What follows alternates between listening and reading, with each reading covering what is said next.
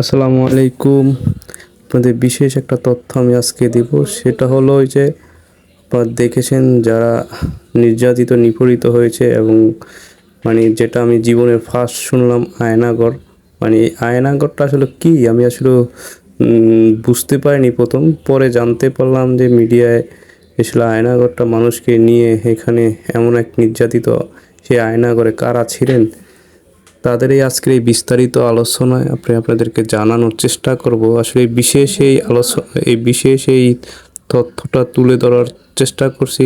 এটা কোথায়, এই যে মানুষগুলো দেখতেছেন যারা ডিবির কার্যালয়ের সামনে এসে যারা তাদের হারানো স্বজনকে খুঁজতেছিলেন এবং সে আয়নাগরে তারা আটকে আছেন, বলতেছেন আসলে এটা আসলে আল্লাহ তাআলা মানুষকে কোথায় কত রকমভাবে পরীক্ষা করে, এবং সেটা বোঝাবার ক্ষমতা কারণেই আল্লাহ যা চান। এবং এই লোকটাকে দেখতেছেন, এই লোকটা আসলে অবস্থা থেকে মুক্তি পেয়ে অনেকে এমন অবস্থা হয়েছে আল্লাহর কাছে প্রার্থনা করেছে যে আল্লাহ আমাকে এই ঘর থেকে বা এই আযাব থেকে রক্ষা করেছেন।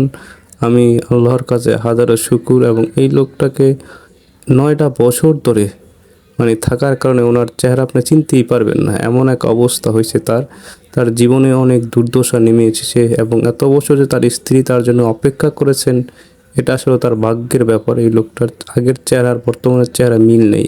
আর এই হুজুর বলল তাকে কী ধরনের এক নির্যাতন করেছে, এবং এই নির্যাতনটা শুনে আমি শরীর কেঁপে উঠেছে। এরকম একটা পরিস্থিতিতে মানুষ, আর এই লোককে দেখেন 12 বছর কেটে গেল আয়নাগরে, তারপর তার স্ত্রী তাকে বিয়ে করে ফেলেছে এবং নিজে মা বাবা কেউ নেই, সে এক অবস্থা। আর এই লোকের কথা তো কি বললামই, যে আসলে এত বছর পর চেহারা এমনভাবে চেঞ্জ হয়েছে চেনাই মুশকিল। আর তারা এই যে তাদের আত্মীয়কে খুঁজতেছে। আল্লাহ সবাইকে হেফাজত করুক এবং সবাইকে সুস্থ রাখুক, এটা আমরা কামনা করি।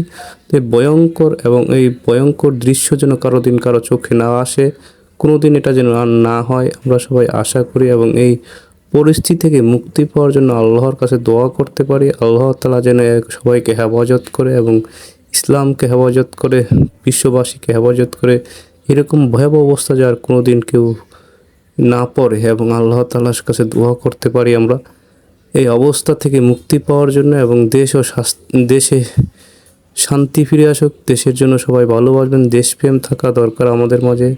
দেশপ্রেম থাকলে আর এই অবস্থা হবে না কোনো দিনই। দেশের ভিতরে যারও ভালোবাসা মায়াবী, এবং মায়ের মমতায় যে মাতৃভূমিকে ভালোবেসে আমরা আগলে রাখবো এবং দেশের জন্য প্রাণও দিতে পারি, এমন একটা পরিস্থিতিতে দেশের জন্য আমরা কাজ করব এবং দেশ ভালোবাসবো।